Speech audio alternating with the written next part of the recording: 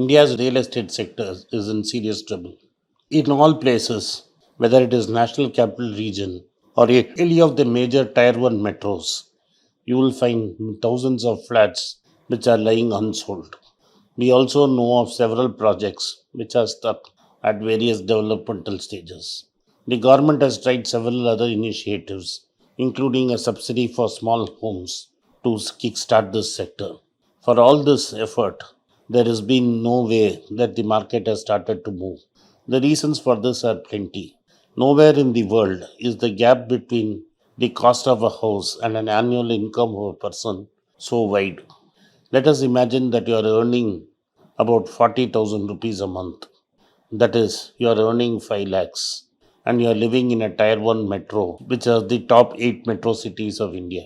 If you are looking to buy a house at 5 to 6 times your income, that is between 25 to 30 lakhs, at best you will get a small pigeonhole somewhere 30 to 40 kilometers from the place you work.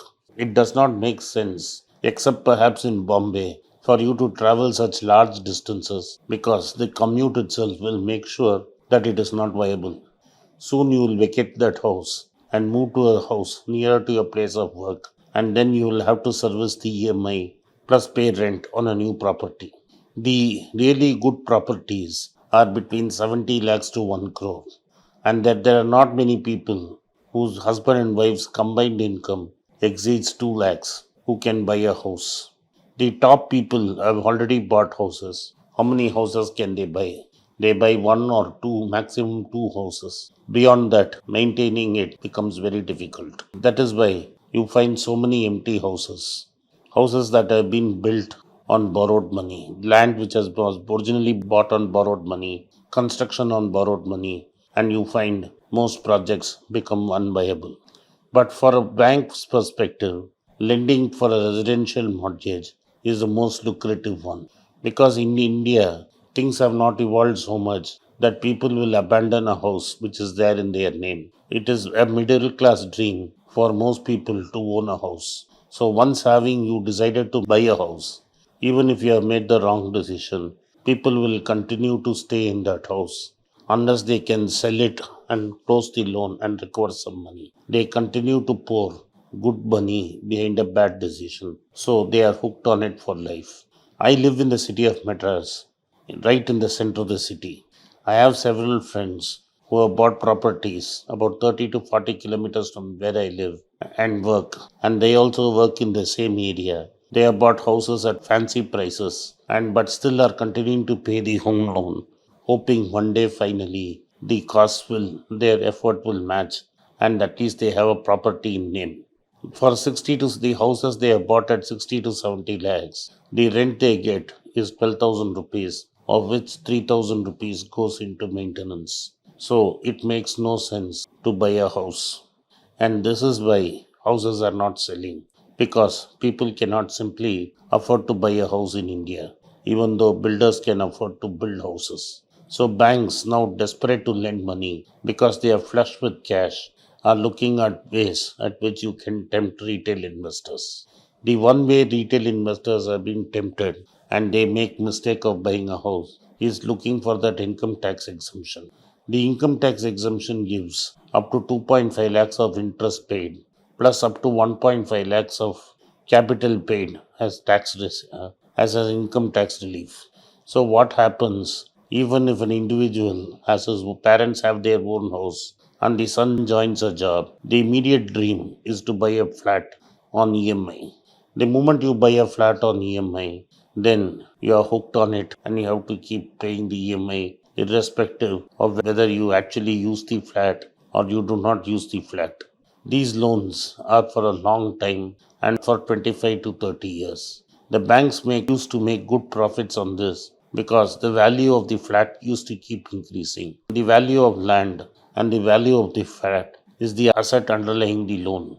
As long as the value of the asset keeps on growing, the borrower is always tempted to pay the loan because he calculates how much he will lose. It is for the first time in India, it has happened that in the last 10 years, real estate prices have hardly moved, and even where they have moved, it is below inflation.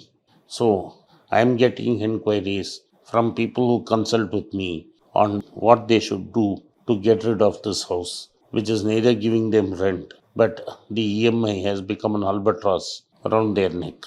And therefore, real estate lending in India, especially for residential sector, has been flagging. To revive this and to give a boost to their loan book, both private sector and public sector banks have decided to cut rates. Now that the pandemic is behind us and most of these professionals are vaccinated, first, Kotak Mahindra was to join the race. They announced that they would start the loan at 6.5%. Then, State Bank of India joined the race, saying they would also start the loan at 6.7%.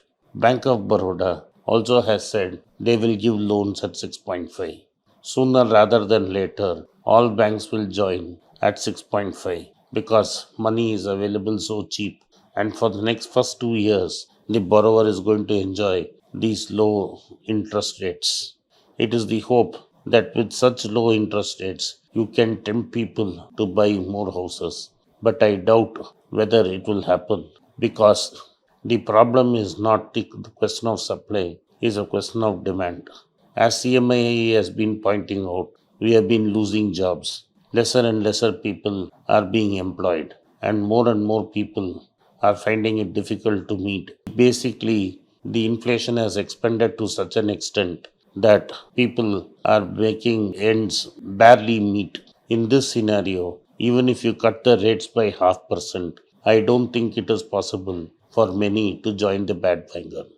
The most important and interesting thing in these offers is before, those who are self occupied had to pay a premium of 0.5% to avail themselves of the loan. Both SBI and the Bank of Baroda have now done away with this and said both salaried people at large corporates and self occupied will get the same 6.5%.